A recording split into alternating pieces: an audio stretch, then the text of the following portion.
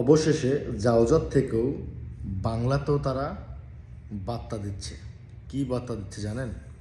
Already আপনারা স্ক্রিনে দেখতে পাচ্ছেন। আসসালামু আলাইকুম বন্ধুরা, সবাইকে আরও একটি নতুন ভিডিওতে শুভেচ্ছা, অভিনন্দন ও ভালোবাসা। প্রিয় বন্ধুরা, সৌদি আরব জাওজাত হতে যে বার্তাটুকু দিয়েছে এবং তারা একটি হটলাইন নাম্বারও শেয়ার করেছেন 911। সেখানে যেটি বলা হয়েছে,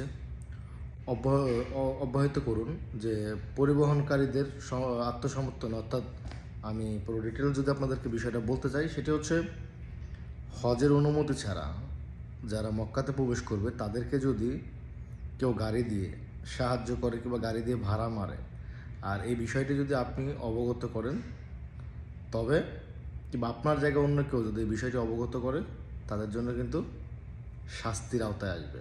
অর্থাৎ হজের নিয়ম নির্দেশনা লঙ্ঘন করে এমন যারা হজের বা মক্কায় প্রবেশের অনুমতি ছাড়া প্রবেশ করে, তাদের জন্য কিন্তু জেল জরিমানার বিধানটি রয়েছে।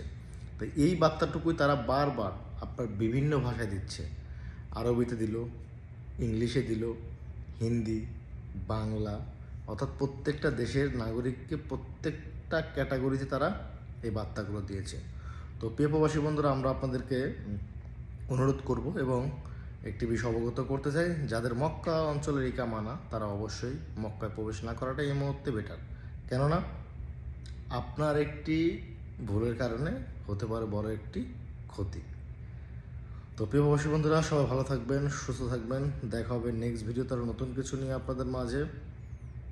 সৌদি আরব জাওজাত হতে বর্তমানে বাংলাতেও কিন্তু আপডেট দিচ্ছে আমাদেরকে, কেন? সতর্ক হওয়ার জন্য।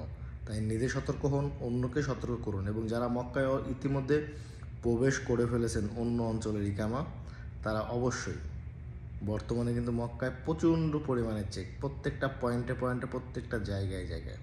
অতএব বি কেয়ারফুল, সাবধানতা অবলম্বন করুন সর্বোচ্চ নিজের স্থান থেকে। আল্লাহ হাফেজ।